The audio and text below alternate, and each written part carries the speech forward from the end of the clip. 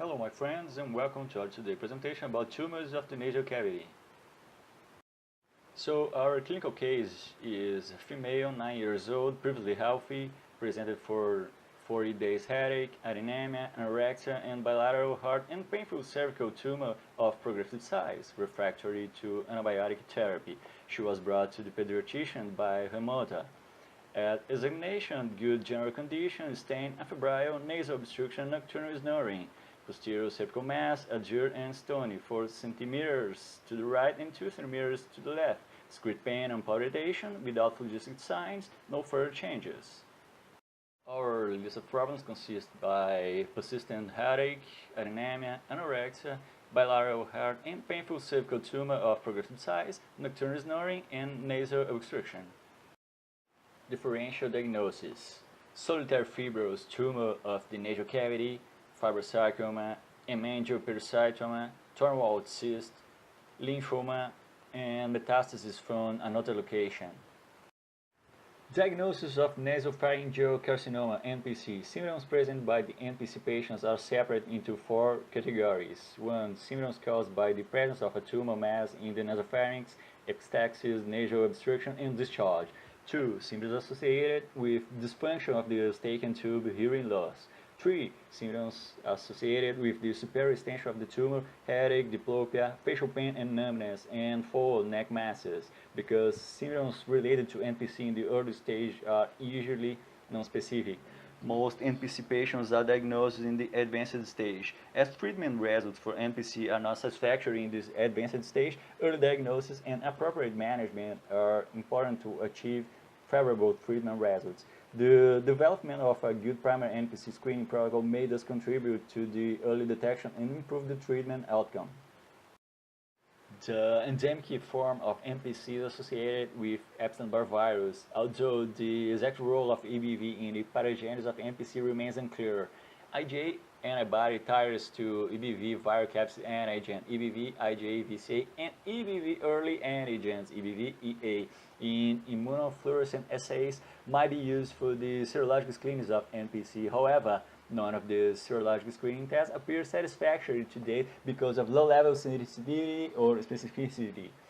Proteomic approaches have been applied for the analysis of malignant neoplasm.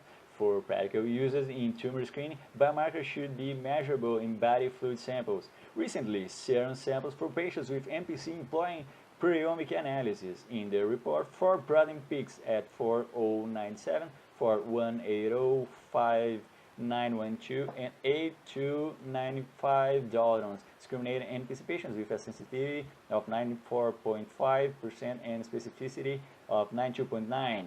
Furthermore, a 3-marker panel considering A, MNSOD, and MMP2 should contribute to improve NPC detection. Other potential markers from the diagnosis of NPC include galactin-1, fibronectin, MAC2 binding protein, and plasminogen activator inhibitor 1. There is a possibility that the incorporation of these tests in the routine screening of NPC may enhance its early detection. The importance of clinical syndromes, history, and clinical examination for helping the early diagnosis of NPC could not be ignored. Individuals with acquired immunodeficiency syndrome (AIDS) manifest an increased risk of NPC.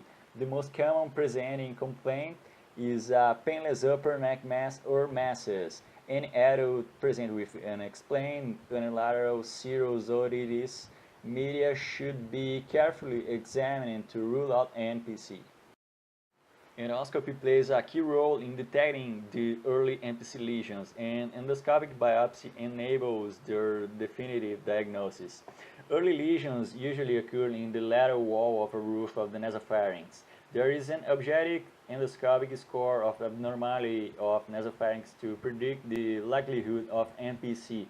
However, clinicians should keep in mind the fact that detection of NPC is sometimes difficult with endoscopy. When NPC is strongly suspected, considering early diagnosis of NPC, appropriate imaging examinations and/or biopsy of the nasopharyngeal mucosa are recommended even if the mucosal surface exhibits normal appearance. Neck masses are usually observed in the upper neck. T1 tumors confined to the nasopharynx may be clinically acute and also may be difficult to differentiate from the normal mucosa on a CT scan or MRI.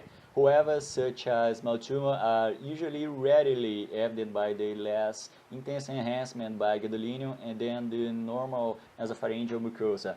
Furthermore, MRI might help to depict subclinical cancers missed at endoscopy.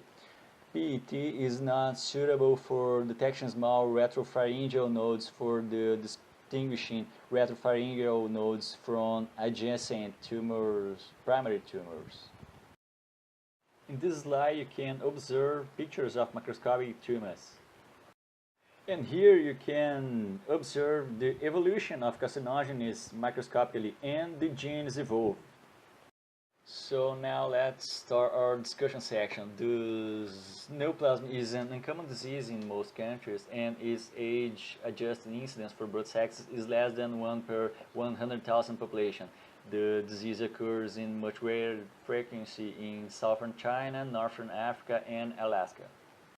The incidence of nasopharyngeal carcinoma remains high among Chinese people who have immigrated to Southeast Asia or North America, but is lower among Chinese people born in North America than those born in southern China. This finding suggests that genetic, ethnic, and environmental factors could have a role in the cause of the disease. Screening of high-risk individuals in endemic regions together with developments in gene therapy and immunotherapy might further improve outcome. Radiotherapy is the standard treatment for nasopharyngeal carcinoma. Radiotherapy with concomitant chemotherapy has increased survival and improved techniques such as intensity modulated radiotherapy, early detection of recurrence, and application of appropriate surgical salvage procedures have contributed to improved therapeutic results. In addition to the novel treatment approaches that are generally applicable to cancers at other sites, the close association between EBV and nasopharyngeal carcinoma gives further opportunities for novel treatment. Future studies of the roles of the virus in transformation and functions of EBV-latent proteins could help to identify other novel treatment targets. So thank you for watching us and good night.